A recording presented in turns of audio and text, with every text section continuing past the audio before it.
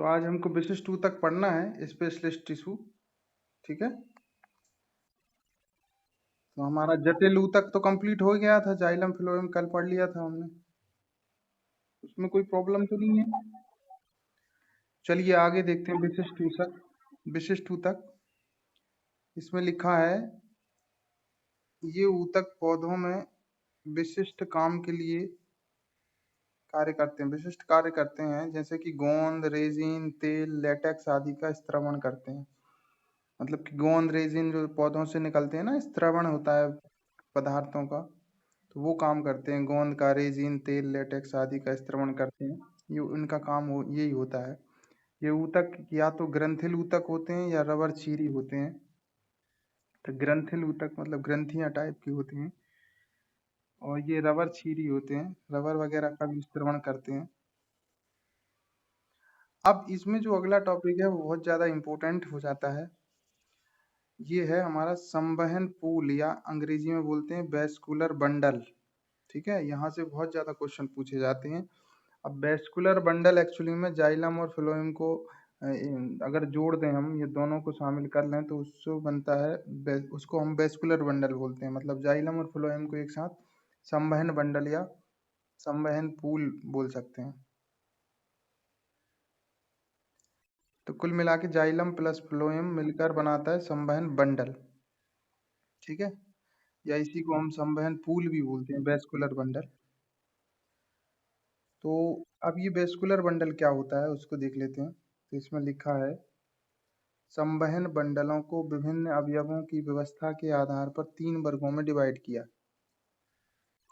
तो विभिन्न अवयव भी देखते हैं और उनका अरेंजमेंट, व्यवस्था देखते हैं कैसी होती है, उसके आधार पर 3 वर्गों में बांटा है हमने संवहन बंडल को।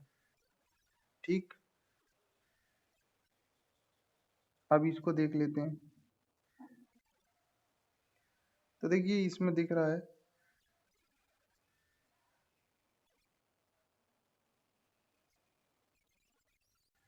एक मिनट, 3 वर्ग कौन कौन से, पहले तो मैं वो बता देता हूँ तुमको। तो जो कि हमने कल भी पढ़ा था, देखिए पहला जो वर्ग है वो है संयुक्त या कॉन्जॉइंट। पहला है संयुक्त या कॉन्जॉइंट। इसके बाद दूसरा, दूसरा है बेटा,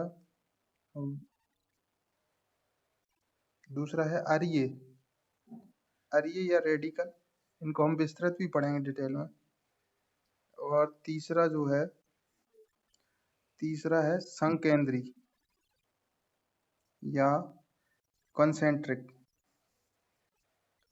3 प्रकार का है वेस्कुलर बंडल, 3 वर्गों में बांटा गया है। कौन कौन से 3 वर्ग हैं? हम्म, कौन कौन से 3 हैं?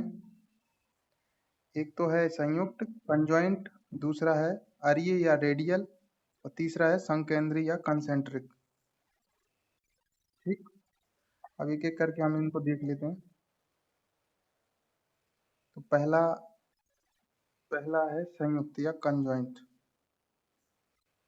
संयुक्त या कंजॉइंट में लिखा है, तने के जाइलम फ्लोएम एक ही त्रिज्या पर पाए जाते हैं, यह निम्न प्रकार के होते हैं। तो संयुक्त किसको बोलते हैं? जिसमें तनों का जो जाइलम और फ्लोएम होता है वो एक ही त्रिज्या पर पाया जाता है। किस पे पाया जाता है? एक ही त्रिज्या पर। ठीक है, अब इसमें संयुक्त में भी इसके टाइप्स हैं।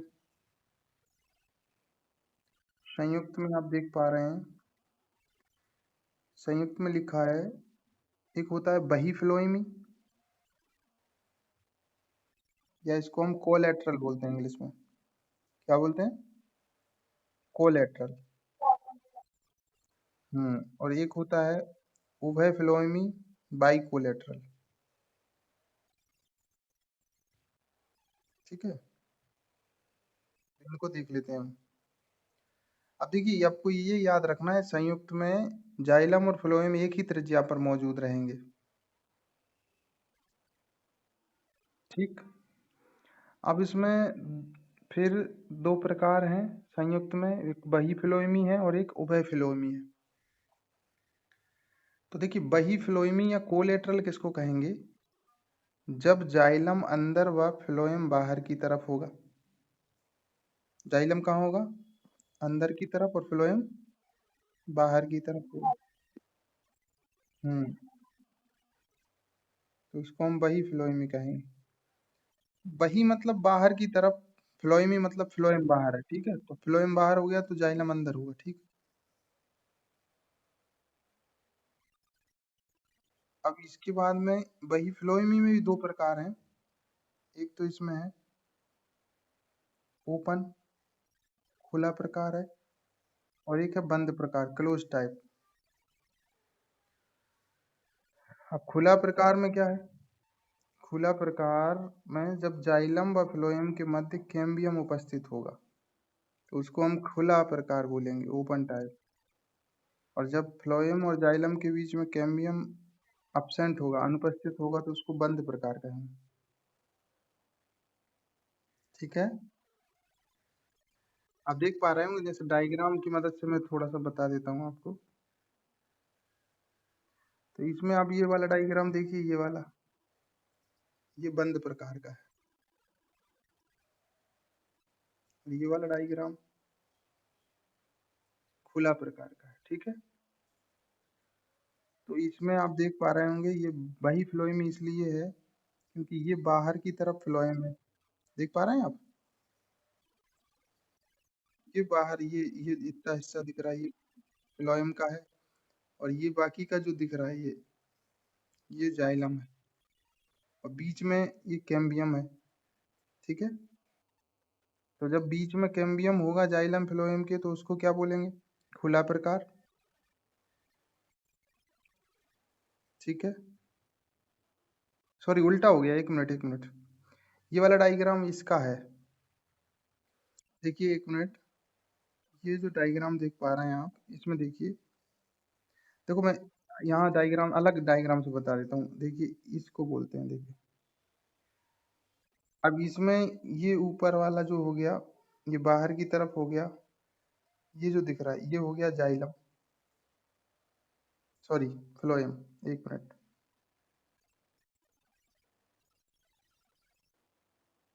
ये बाहर की तरफ हो गया ये फ्लोएम, क्या हो गया, फ्लोएम। ये कौन हो गया, ये जाइलम हो गया, कौन हो गया, जाइलम। तो फ्लोएम बाहर की तरफ है, इसलिए इसको बही फ्लोएम ही कहेंगे, ठीक है। और इसके बीच में किसी भी प्रकार की मान लीजिए कोई रिंग नहीं है, तो रिंग नहीं है मतलब कैम्बियम नहीं है, तो उसको हम बोलेंगे, क्या बोलेंगे, बंद प्रकार, क्या बोलेंगे बेटा, हाँ। अगर इसके बीच में यहाँ पे एक और लाइन आ जाए, ये रिंग आ जाए एक, इसको हम बोल रहे हैं कैम्बियम रिंग, क्या बोल रहे हैं, कैम्बियम। तो इसको क्या बोलेंगे हम, खुला प्रकार, ओपन प्रकार। ये समझ में आ गया आपको सभी को। ये दो डायग्राम है, ये खुले प्रकार का है, आप देख पा रहे होंगे इसमें। तो इसमें ये फ्लोएम बाहर की तरफ है, और ये वाला जो है ये जाइलम है, और ये कैम्बियम रिंग दिख रही है आपको, क्लियर। और ये वाला जो है ये बंद प्रकार है, इसमें आप देख पा रहे होंगे ये फ्लोएम है, ये जाइलम है, और इसमें कैम्बियम नहीं है, ठीक है। ठीक है, ये कैम्बियम इसका है, ये डिनोट कर रखा है यहाँ पर, ये उसका नहीं है, ठीक है। तो क्लियर है यहाँ तक, ठीक है। अब देखते हैं उभय फ्लोएमी या बाइकोलेटरल किसको कहेंगे, इसमें दूसरा प्रकार है। तो इसमें लिखा है, इस प्रकार के संवहन बंडल में कैम्बियम की दो पट्टियां प्रेजेंट होती हैं, और ये उदाहरण है कुकुरबिटेसी फैमिली और सोलेनेसी फैमिली में देखने को मिलता है। तो कैम्बियम की दो पट्टियां आप देख सकते हैं डायग्राम में, उभय फ्लोएमी वाले में, इस डायग्राम में आप देख पा रहे होंगे, ये देखिए यहाँ पर, इसमें दो पट्टियां हैं, एक ये ऊपर दिख रही है और एक नीचे। चलिए मैं डायग्राम से बता देता हूँ। ये कुछ ऐसा होता है बेटा, ये बीच में हो जाता है जाइलम, और ये जो खाली पड़ा है, ये वाली जगह और ये वाली जगह, ये फ्लोएम वाली है। ये जाइलम है जो मैंने ये लाइन लिंक बनाई है ना, जाइलम बीच में हो गया, और ये दोनों तरफ ये जो जगह पड़ी है ये कौन हो गया, फ्लोएम हो गया। हाँ, तो दोनों तरफ है फ्लोएम, तो इसको उभय फ्लोएम ही बोला है, उभय मतलब दोनों तरफ। और साथ में बेटा इसके बीच में दोनों तरफ ये कैम्बियम की रिंग भी है दोनों तरफ। ठीक, क्लियर। अब इस डायग्राम में आप समझ पा रहे होंगे, ये बाहरी कैम्बियम है ऊपर की तरफ, ये भीतरी फ्लोएम हो गया, ये जाइलम हो गया बीच में, और ये भीतरी कैम्बियम हो गया। कुल मिला के वो जो जाइलम बीच में आ जाता है, इसके कारण जो फ्लोएम है वो दो भाग में डिवाइड हो जाता है, रहता तो एक ही है। ठीक है, और कैम्बियम की दो पट्टियां इसमें प्रेजेंट होती हैं। क्लियर हो गया। चलिए ठीक है, तो ये हमारा संयुक्त या कॉन्जॉइंट हो गया, संवहन पूल। इसके बाद सेकंड देखते हैं। सेकंड है हमारा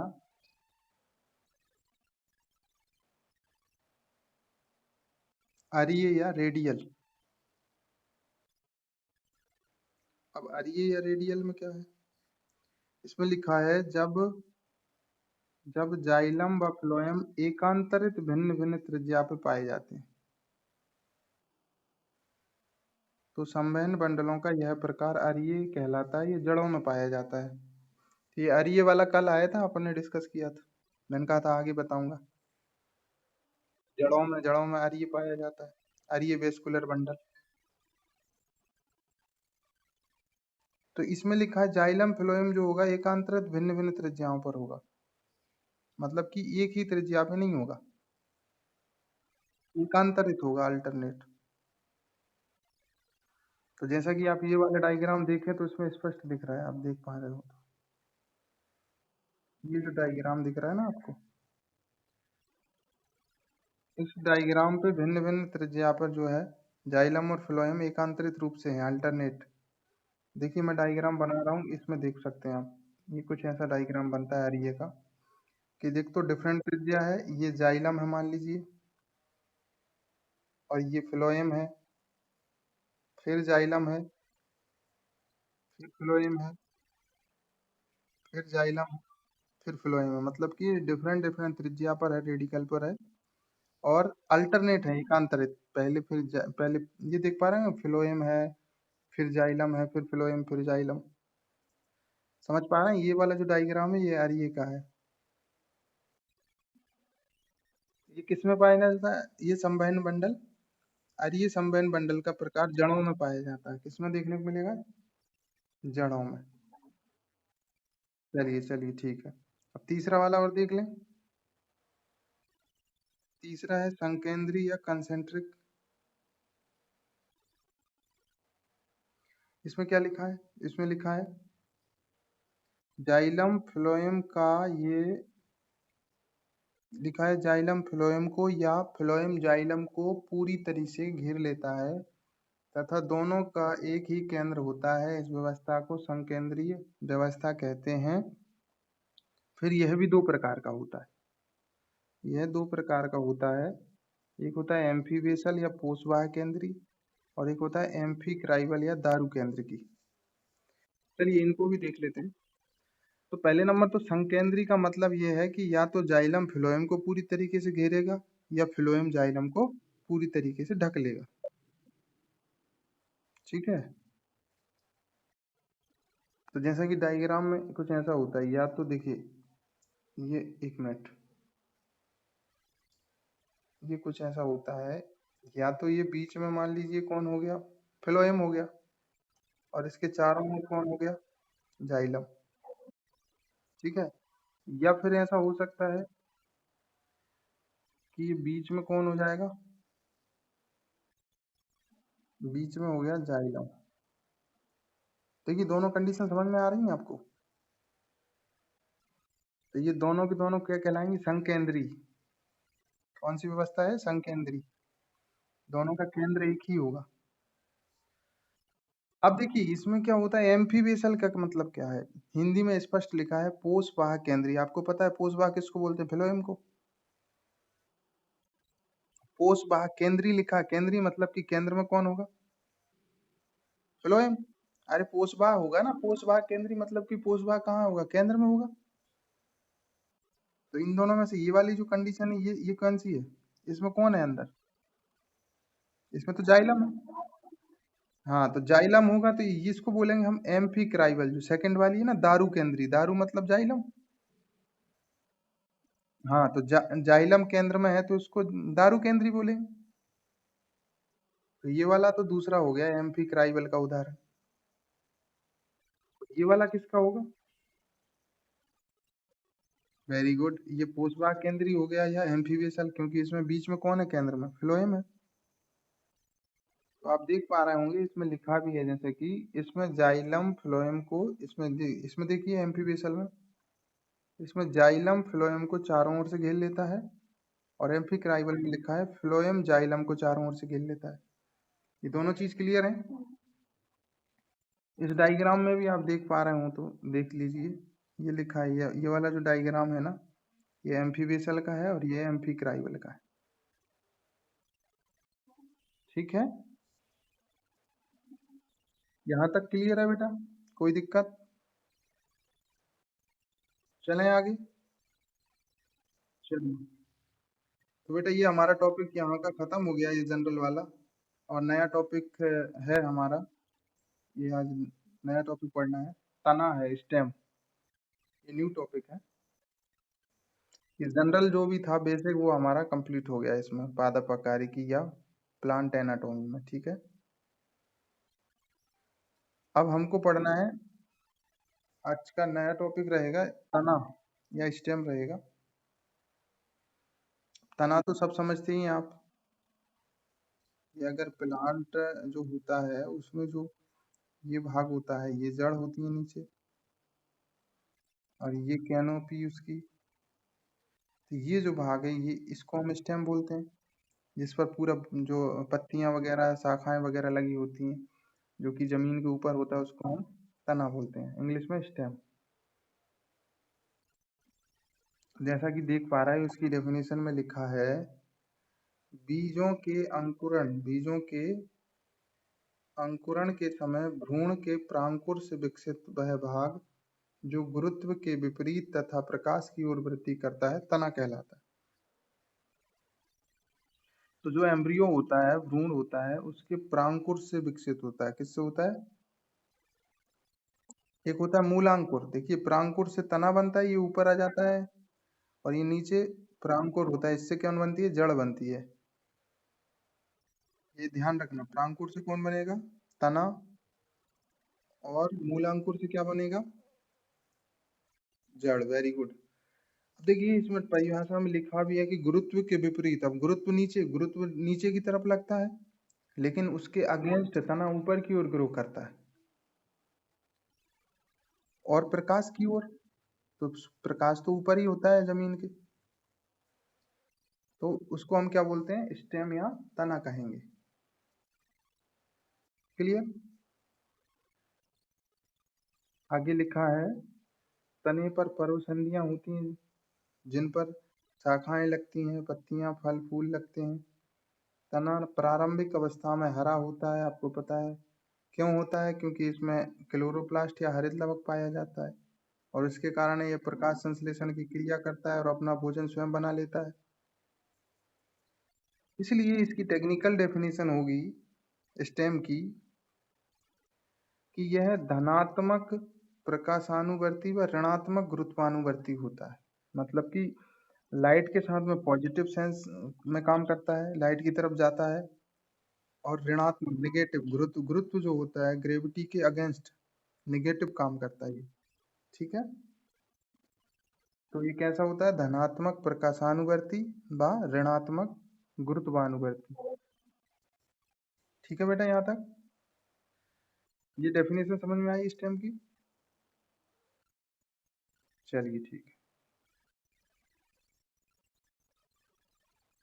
आगे देखते हैं।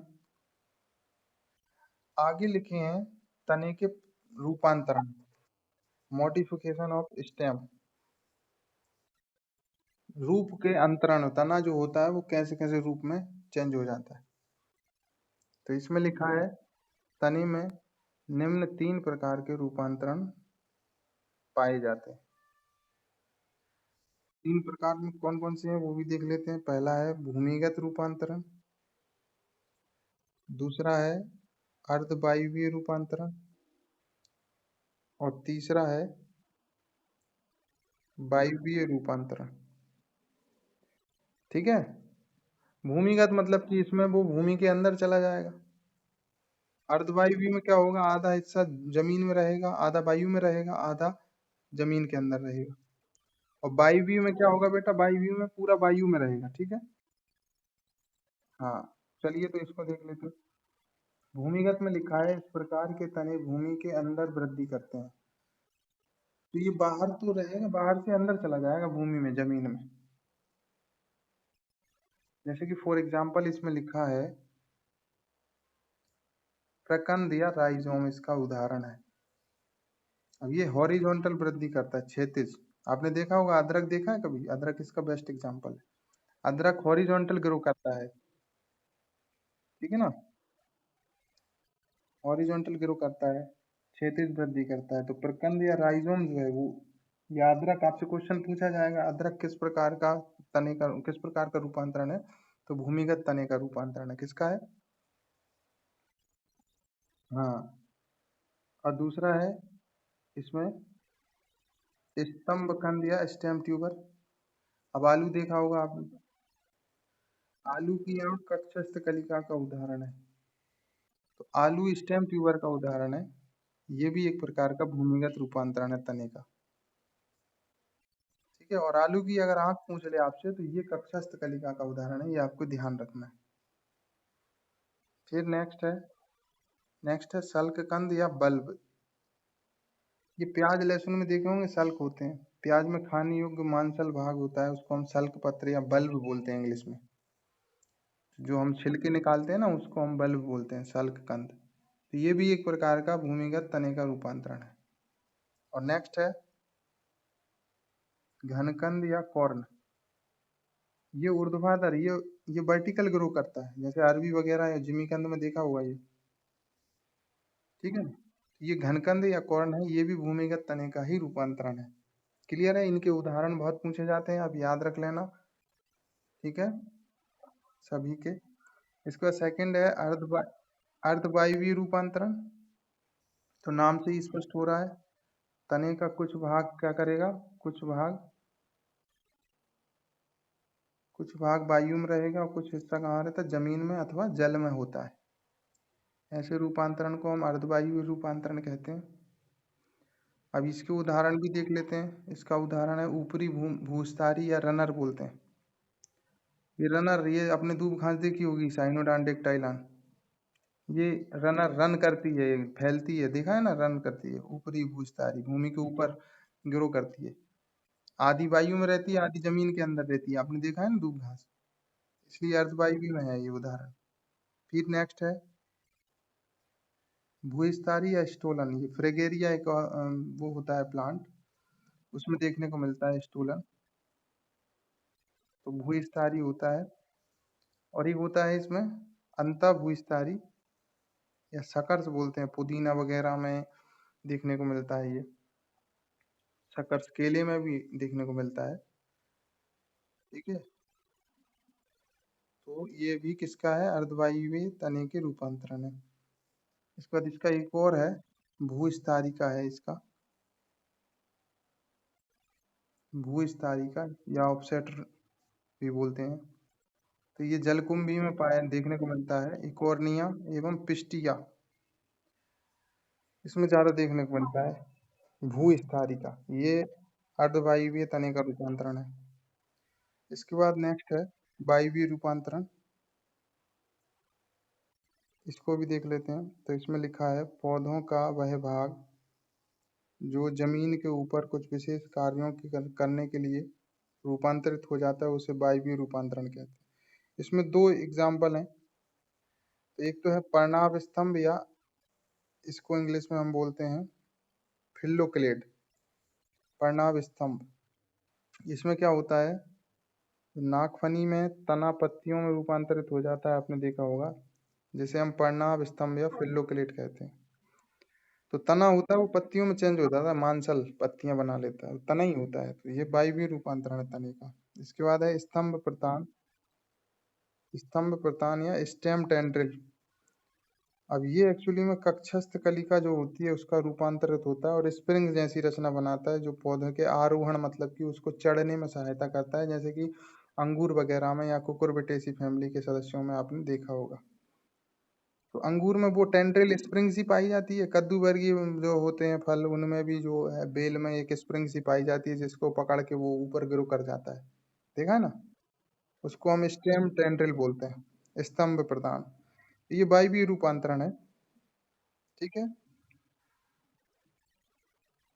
यहाँ तक क्लियर है। हेलो।